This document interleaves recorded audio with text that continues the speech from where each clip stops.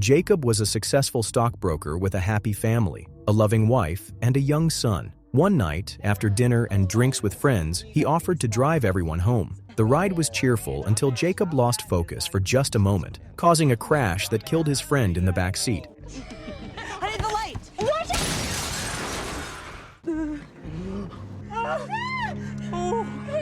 His lawyer explained that he could face up to 7 years in prison for DUI manslaughter and causing injuries. To avoid the longer sentence, Jacob agreed to a no-contest plea deal, bringing it down to 16 months. His wife, Catherine, pleaded with him to fight the case, but Jacob insisted he had to take responsibility. No, we're fighting this. If we do, I'm facing 7 years. If you win this, you face none. I blew a .10.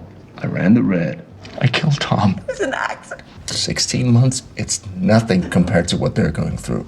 Soon, he was sent to prison and placed in a dorm packed with hundreds of inmates. My name is Sid, and today, we're going to recap the 2017 crime thriller movie, Shot Caller. If you're new to this channel, consider supporting my work. Let's get back to the story. On his first night inside, Jacob overheard a group of inmates assaulting a newcomer. The sound made him realize that if he wanted to survive, he had to adapt quickly. The next morning in the yard, an inmate tried to push him around.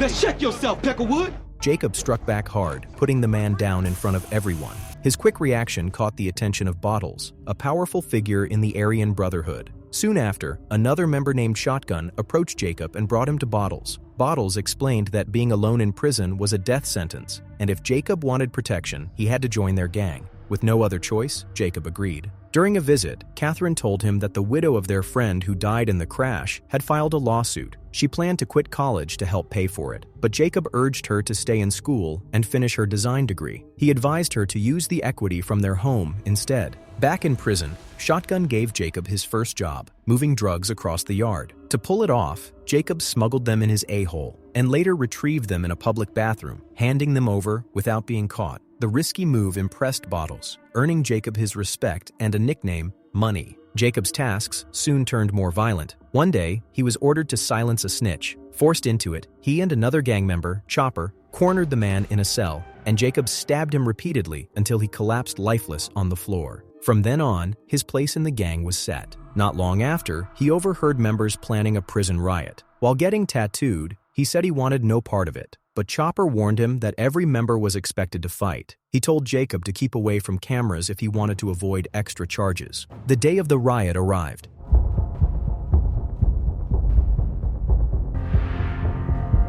Go! Burn your way! Get him, bud!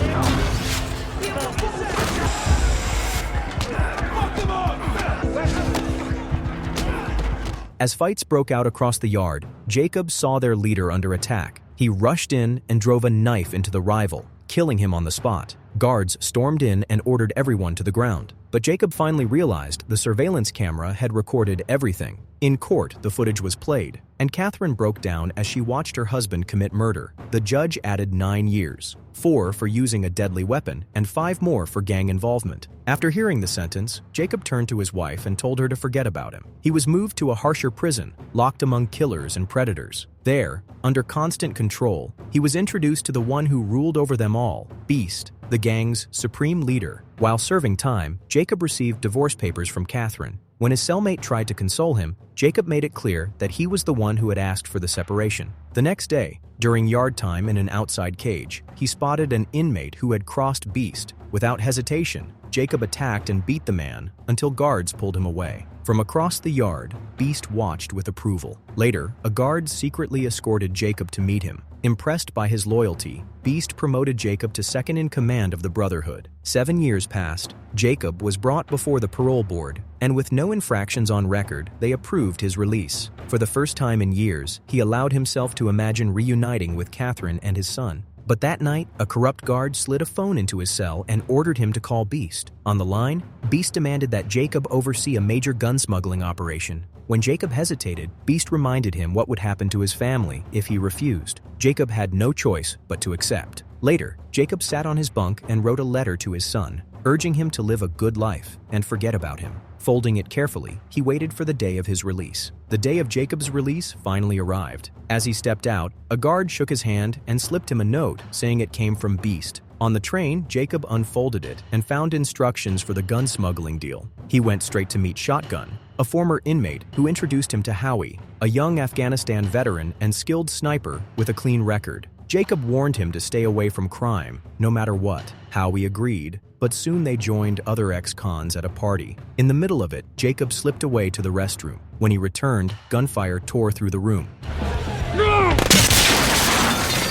He dropped to the floor as bullets flew in every direction. As police stormed in, Jacob escaped with Howie in a car. On the way, he told him to answer only to him, and Howie agreed. Jacob then dropped him off by the roadside before heading home alone. Meanwhile, Parole Officer Kutcher had already marked Jacob on his case board. Believing Jacob was tied to a weapons operation, he organized surveillance to follow him and expose the criminal network. The next day, Jacob regrouped with Howie. Together, they drove to meet an ex-inmate who laid out instructions for the upcoming smuggling job. Jacob assured him it would go as planned. Later, while outing with Jacob, Howie revealed a secret. During his deployment, he had stumbled across an abandoned warehouse full of weapons once used against the Taliban. After leaving the military, he connected with Shotgun to find a way to sell them for cash. Later that day, Jacob met with Kutcher, his parole officer. Kutcher asked if he had been at the house where the raid took place the night before. Jacob denied it, and even produced a hotel receipt as proof. Kutcher wasn't convinced, but without evidence, he let it slide. Before Jacob left, Kutcher handed him a phone number to call in case of emergencies. Afterward, Jacob went to see Catherine. She revealed she was now working at a law firm, having given up on her dream of becoming a designer. She blamed it on raising their son alone. She then asked about the letter he had sent from prison, saying it sounded like he had been planning to take his own life. Jacob stayed silent and instead slid an envelope of money across the table. She pushed it back, convinced it came from something illegal. Catherine accused him of abandoning her and their son during his years inside, but Jacob told her it was for their protection. He explained he couldn't be around Joshua, fearing his influence would ruin the boy's future. That night, Jacob joined the group planning the gun deal. After reviewing details, he asked Shotgun if everything was under control. Shotgun insisted it was, claiming the police wouldn't interfere. Jacob didn't trust his tone, but kept his doubts to himself. When the meeting ended, he decided to follow him. From a distance, Jacob watched as Shotgun met secretly with police officers. It became clear that he was feeding information to Kutcher. The officers demanded he wear a wire and tracker during the operation. Shotgun resisted, knowing it could get him killed, but eventually agreed to let them trace only his phone. The officers warned that if they lost the signal, they would arrest him. They also reminded him his girlfriend's safety depended on his cooperation. Reluctantly, Shotgun accepted. Hidden in the shadows, Jacob kept watching, already planning his next move. The next morning, Catherine came to Jacob's door and told him she had cashed his check. While they spoke, Joshua stepped out of the car to see his father. Catherine gave them space. The boy begged him to come back into their lives and leave the gang world behind, but Jacob said things could never return to how they were. He shut the door, leaving his son outside in tears. Want to help me? Yeah, I do. Then stay away. From inside, Jacob noticed Kutcher's car parked nearby. Realizing he was being watched, he began putting a plan into motion. He tore his bedsheet into a rope, climbed out through the toilet window, and secured it to cover his escape. Then, he took a taxi to meet Howie and asked for a clean car. Howie agreed. And when Jacob pressed for Shotgun's home address, claiming he needed to pick him up for the deal, Howie gave it up. He also admitted he had no interest in joining the gang. He only wanted to sell the hidden weapons for money. Meanwhile, Kutcher and his team prepared to trail the operation, knowing Jacob was set to lead a massive gun shipment. Before the deal, Jacob stopped at a store and bought a dagger. He then drove straight to Shotgun's house. Inside, Shotgun waited for instructions from his handlers. Hearing a knock, he drew his gun. But when Jacob identified himself, he relaxed and opened the door. Howie's been calling you all day. What the fuck? Let's go.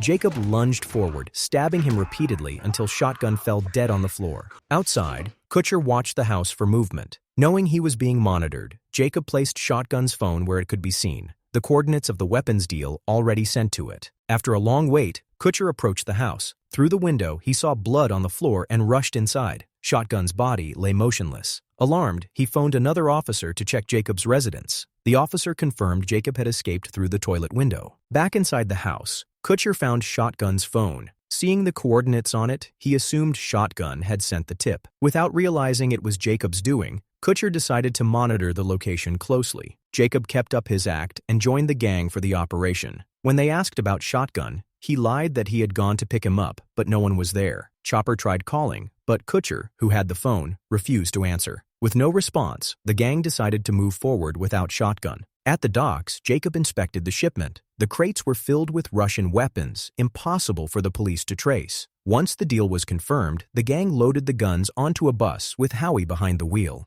Meanwhile, Kutcher alerted the SWAT team about the smuggling run, but without shotgun, their link inside was gone, leaving them blind to the gang's movements. As they set off, Jacob casually asked for the time. When he got the answer, he switched on his phone. The police had been waiting for this moment. The instant the signal appeared, they locked onto the location. To make it easier, Jacob sent the coordinates himself. On the road, Jacob told the gang to keep driving the shipment while he and Howie split off. Howie followed the new route, unaware of what was coming. Then Jacob drew his gun and pressed it against Howie's head. Terrified, the boy realized Jacob wasn't playing along anymore. Jacob forced him to talk. Shaking, Howie confessed he had hidden 600 extra guns from the gang. There were really 2,000 in total, not 1,400. When Jacob demanded the stash location, Howie gave it up through tears. Jacob then ordered him out of the car and took the wheel himself. He tossed his phone onto the road, turned back, and rejoined the convoy. At the drop site, the gang met the buyer, who handed over $1 million for the weapons. Jacob checked the bags of cash,